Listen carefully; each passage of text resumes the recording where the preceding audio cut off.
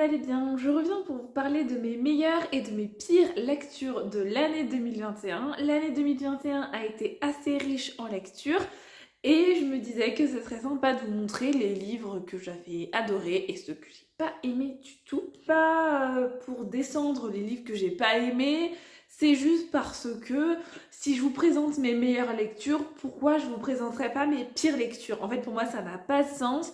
Ici, je vous parle pas de toutes mes lectures, certaines je vous en ai pas parlé parce que bon, voilà, j'avais rien à dire. Mais en général, je vous parle de toutes mes lectures, qu'elles soient bonnes ou mauvaises, peu importe ce que j'en ai pensé. En fait, il n'y a pas de raison que je parle pas d'une lecture que j'ai pas aimée. En fait, je comprends pas pourquoi je parlerais pas des trucs que j'ai pas aimés, tout simplement en fait. C'est pas logique pour moi. Pas du tout dans le but de descendre les auteurs ou de vous dire de pas les acheter. Ce ne sont pas des livres qui me correspondent, que ce soit vis-à-vis de mes goûts ou ce qu'il y avait à l'intérieur ou que ça correspondait pas au moment. Bref, voilà. Mais de toute façon, il y en a pas une tonne. J'ai fait une petite sélection parce que je me suis dit, voilà, on fait une petite sélection. Et mine de rien, comme je choisis assez bien mes lectures, ben j'ai pas vraiment de lectures qui sont bon. On va du coup commencer avec mes meilleures lectures de l'année 2021. En 2021, j'ai lu le tome 1 et 2 Movers de Megan McIsaac et c'était une de mes meilleures lectures. J'ai une grosse préférence pour le tome 1, mais les deux ensemble vont très bien ensemble. J'ai passé un excellent moment en leur compagnie, vraiment c'était génial, j'ai adoré. C'était un vrai plaisir de pouvoir retrouver ces personnages. Ce que j'ai bien aimé à l'intérieur, c'est que c'était une dystopie et il y avait pratiquement tout ce que j'aime de la dystopie.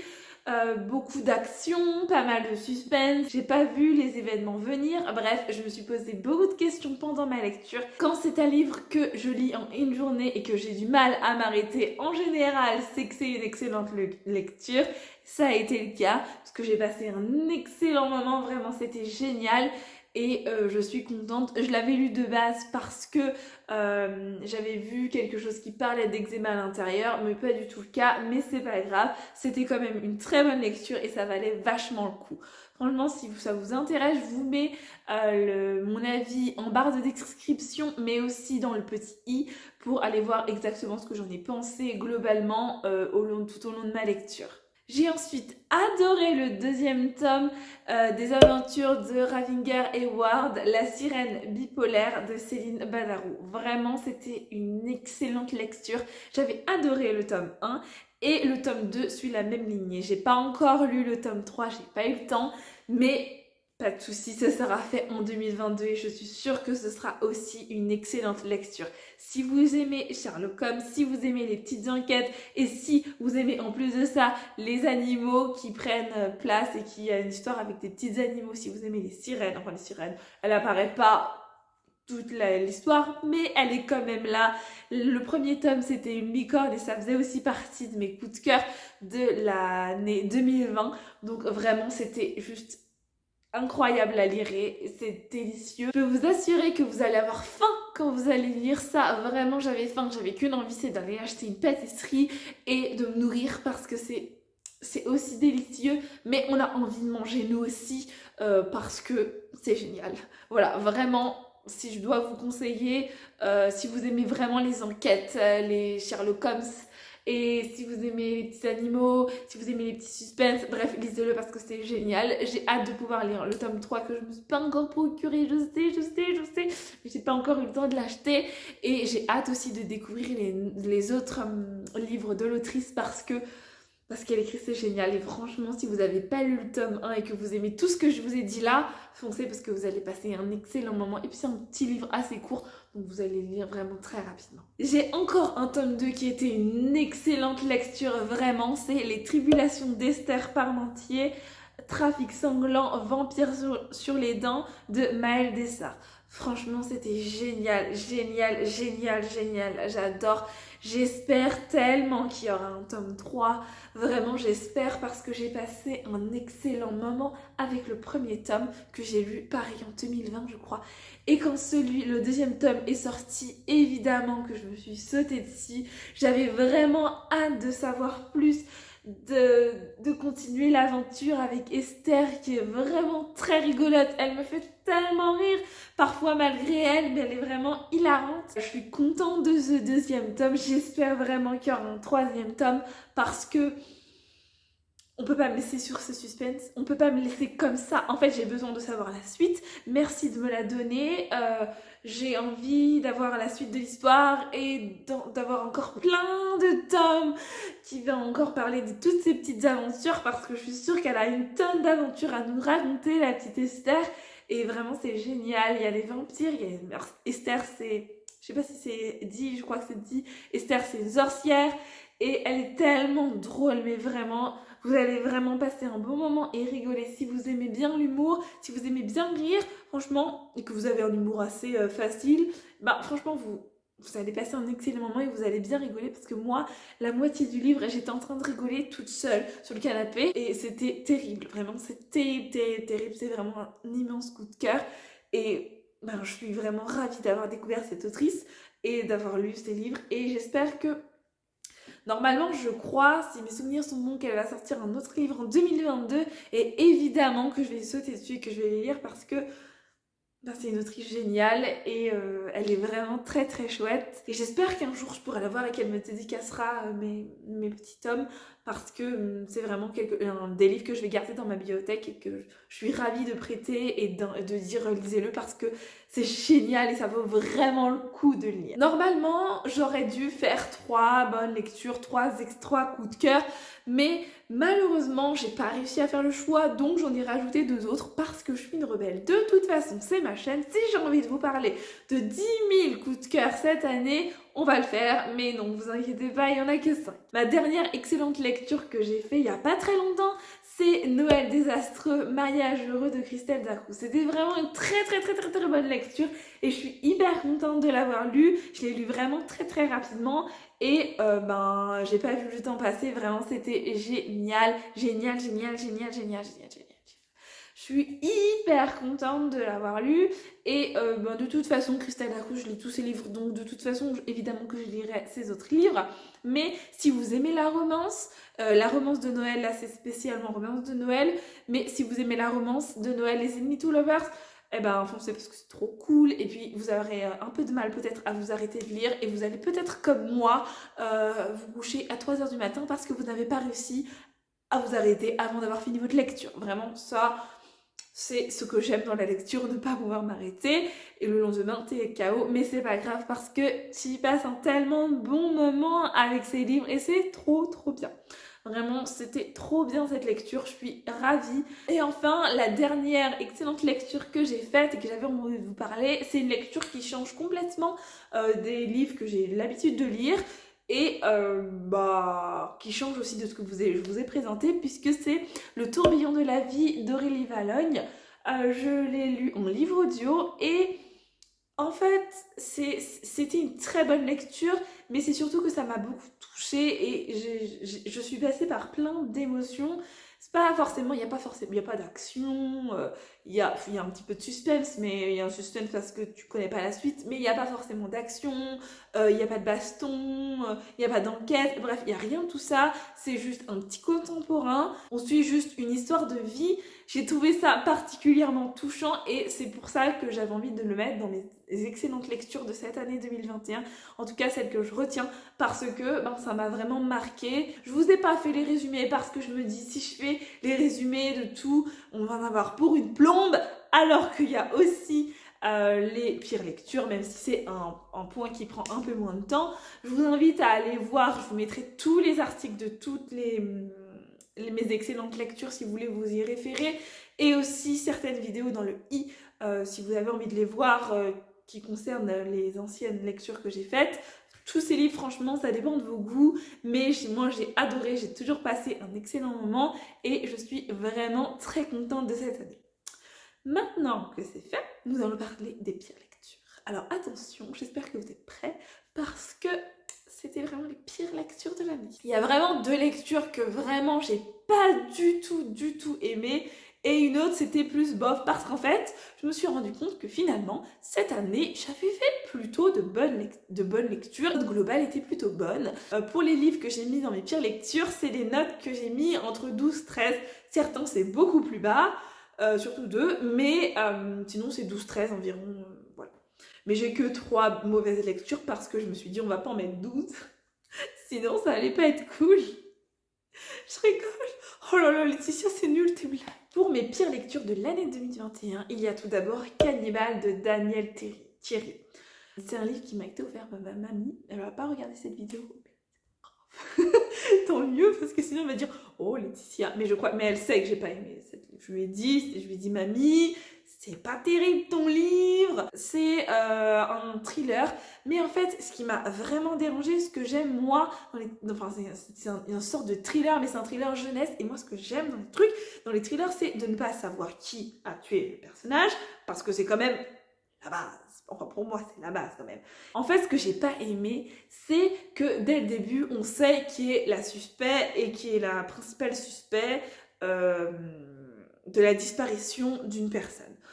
Le seul suspense qu'on a, c'est si la personne est en vie ou si elle est morte.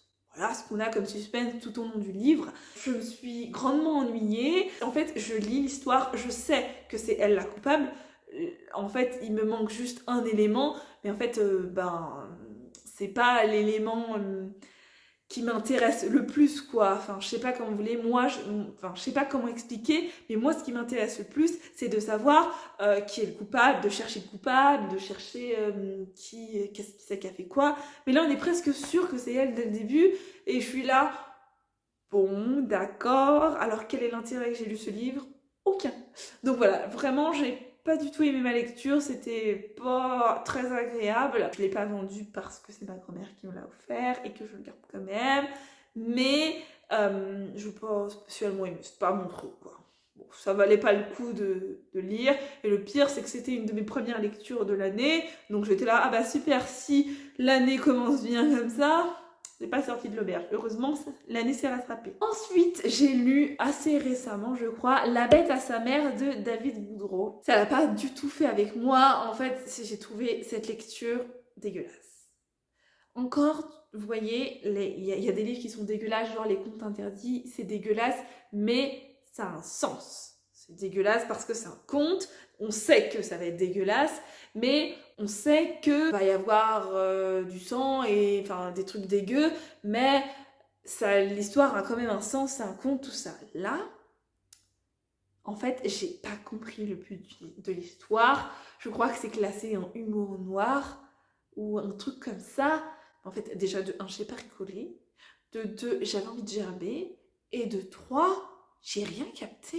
En fait, ce que j'ai vraiment pas aimé dans cette lecture, il y a plusieurs choses. Mais déjà, de 1, le personnage principal, il est dégueulasse, c'est-à-dire que déjà il tue des bêtes, il prend du plaisir à tuer des bêtes, ça j'ai trouvé ça dégueulasse, je suis désolée, enfin ok, je veux bien infliger un peu de cruauté dans les livres, ok, pas de souci, un peu de cruauté vis-à-vis des bêtes, ok, pas de souci, mais là, en fait il a pas de sentiment, ça lui fait rien, genre il apprend du plaisir et ça me dégoûte, je suis désolée, un petit chat c'est mignon, t'as pas envie de le zigouiller, non, c'est mignon, tu le zigouilles pas.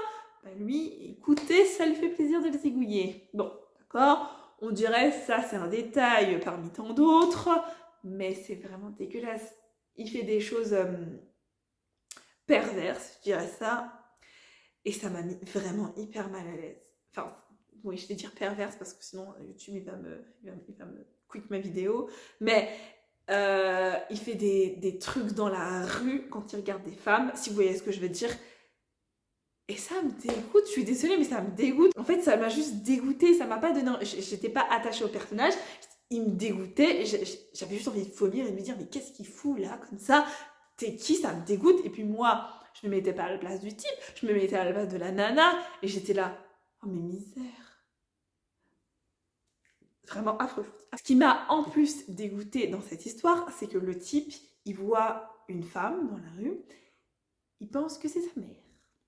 Oui, vous avez bien entendu, il pense que c'est sa mère, parce que sa mère l'a abandonné, je crois, je me souviens plus trop bien, parce que c'est il y a longtemps, mais je crois que sa mère l'a abandonné, et il pense que c'est sa mère. Donc il se dit, chouette, j'ai retrouvé ma mère, je vais pas aller me présenter comme ça, je vais l'espionner.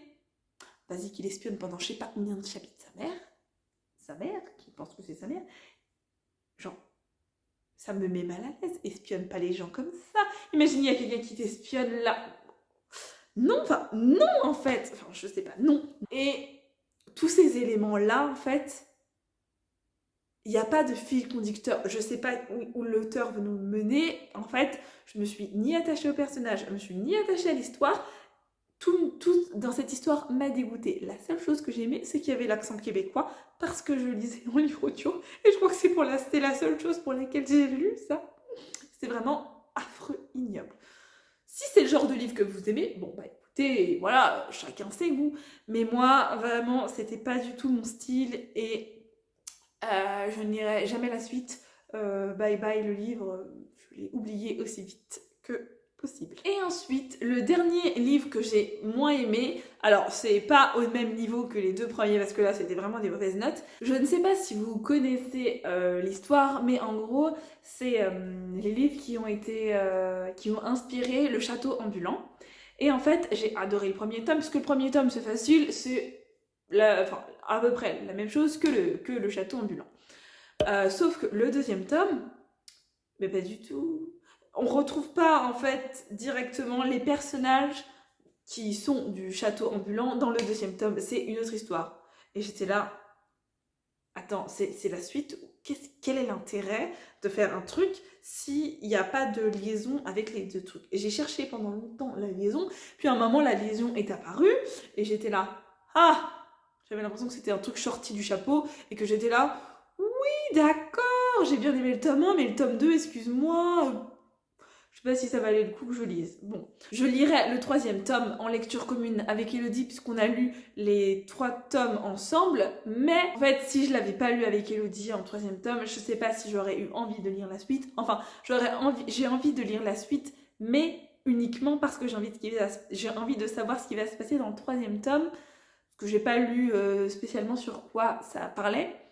Mais je me dis que si le troisième tome, c'est encore un truc où il n'y a pas de lien avec le premier tome et que le lien arrive longtemps après et qu'il faut réfléchir ou savoir où sont les personnages, bof. Ce qui m'a dérangée dans cette histoire, c'est que je cherchais toujours le lien avec le premier tome mais que je ne le trouvais pas. Et comme je ne trouvais pas le lien avec le premier tome, bah j'avais l'impression de lire une autre histoire et l'histoire m'intéressait pas plus que ça.